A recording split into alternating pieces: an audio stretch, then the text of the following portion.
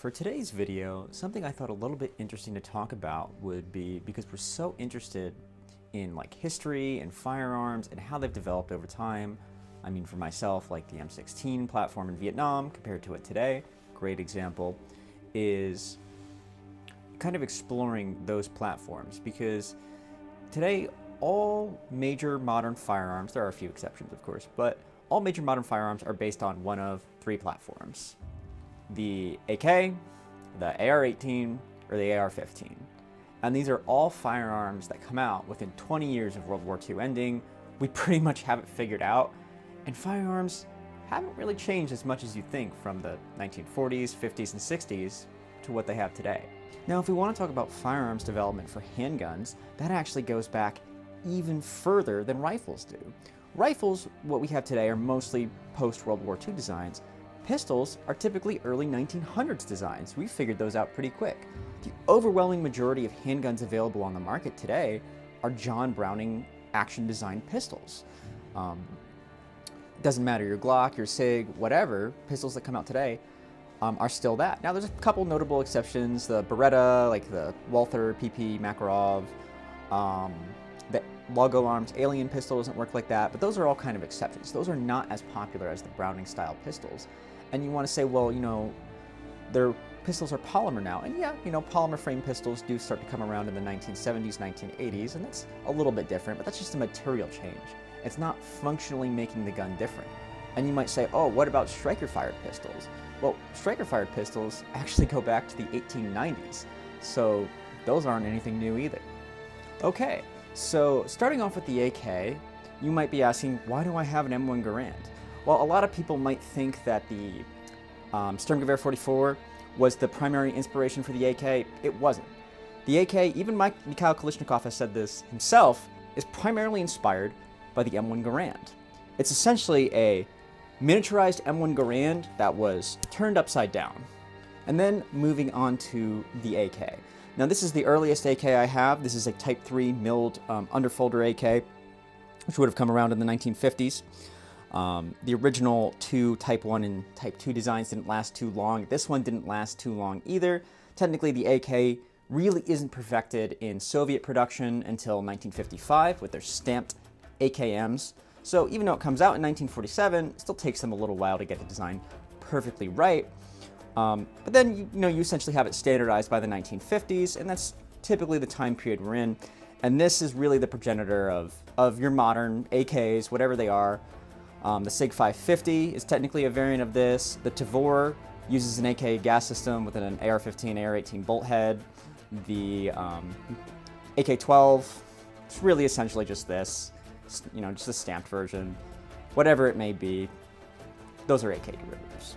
Now I have an AK-74 here, which would be towards the later end. I don't have an AK-12, sorry, I don't have that much money. This would be towards the later end, currently still something you would kind of see in Ukraine fighting right now. Essentially exactly the same gun. They changed the caliber, converted it to a smaller caliber. It's stamped, they put a muzzle brake on it, and that's it. The gun itself really hasn't fundamentally changed. There were some interesting things with the AN-94, AEK 971, but they don't end up really ever going anywhere. Now next we're going to move on to the AR-18. I'm sorry I don't have access to an original AR-18 or AR-180, but I do have a G36, which is a plastic AR-18. The AR-18 I kind of like to refer to as the most successful, unsuccessful rifle in the world.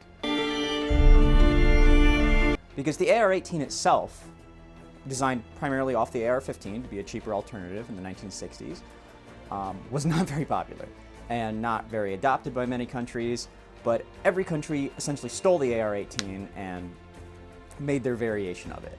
The L-85 is an AR-18, the SCAR is an AR-18, the Japanese Type 89 is an AR-18, I'm sure there are others out there. The AUG, essentially just a bullpup AR-18. The MCX is a good example of an AR-18 upper on an AR-15 lower. Same with the Brownells, BRN-180. The HK-416 is an AR-18 gas system on an AR-15. They blended the two systems there. While the design itself was wildly popular, the rifle never really went anywhere, but it's a lot of the more modern designs we see, like the MCX and the HK-433, being good examples, are really heavily based on that system. The Bren, that being another good example. So we've kind of, a lot of modern countries have kind of looked more towards that versus the AR-15. Okay, so now we're going to get into your third option, the M16 design. This is an M16A1, and unlike the earlier AR-18 platform, which the gas system is based on the SVT-38, SVT-40 gas system, and the AK, which the gas system is essentially based on the M1 Garand, here we have an original design of its direct impingement. It's called direct impingement. I know it's not technically that. I know it's technically internal piston, but that's the common use term, so we're going to use it. And this is, again, another rifle that falls into that time period, being designed in the 1950s. And while things may have changed over the years, we may use different materials now. We may have made the geometry on the lower a little bit different. The upper, we add Picatinny rails to these things. Functionally, the gun has not changed. I can take this M16A1 upper from the 1960s and I can drop it onto an HK416 lower and it'll work perfectly fine. Fundamentally, the gun remains the same. I think there's a much higher degree of parts interchangeability with the M16 platform than there is with the other one. I can't take an AKM bolt and drop it into an AK-74. It wouldn't work. But I can take an M16A1 or an XM16E1 bolt and drop it into an M4 and it'll work perfectly fine. So there's a much higher degree of interchangeability on parts with this. This gun is also much more modular than those two guns are, and this gun has honestly been developed probably more than those other two platforms. So the M16, it's no surprise that even countries today recently still adopt M16 platform weapons. I think Estonia is a notable country that adopted it to replace their Galils that they had, their Galil pattern weapons. Now, while fundamentally themselves, the designs haven't really changed. It's only materials, finish, things like that. They still work essentially exactly the same and can interchange parts. What has changed? What has actually gotten better since essentially the 1950s? It's the attachments. Now we have our standardized 1913 rails, so we can add on. Granted, the M16 was always designed with the intention to be able to take a scope. That's why that hole exists in the carry handle. It's so you can put a scope on. They were available when the M16 was very first available. Now, the attachments themselves have come a long way. Suppressor technology is well above where it was in World War II. Flashlight technology is well above where it was in World War II. Laser technology. I would say laser technology and flashlight technology are above even where they were 20 years ago. Red dot technology, things that make shooting the guns easier. These are the things that have progressed and enhanced capabilities. Not necessarily the rifles themselves, but all the stuff we put on the guns is what's really advanced in the past 50 or so years. I mean, technically, a lot of these concepts aren't even new. Red dots on AR pattern weapons go back to the 1980s with Delta Force, same with flashlights on their guns.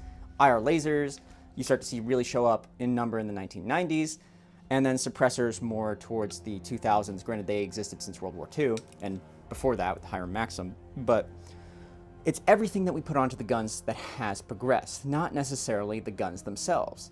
After fighting the worst conflict in modern age, we figured out pretty quickly, hey, we know how to design the guns so they're reliable and they're good at their intended purpose.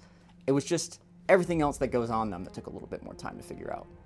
And of course, this applies to handguns as well.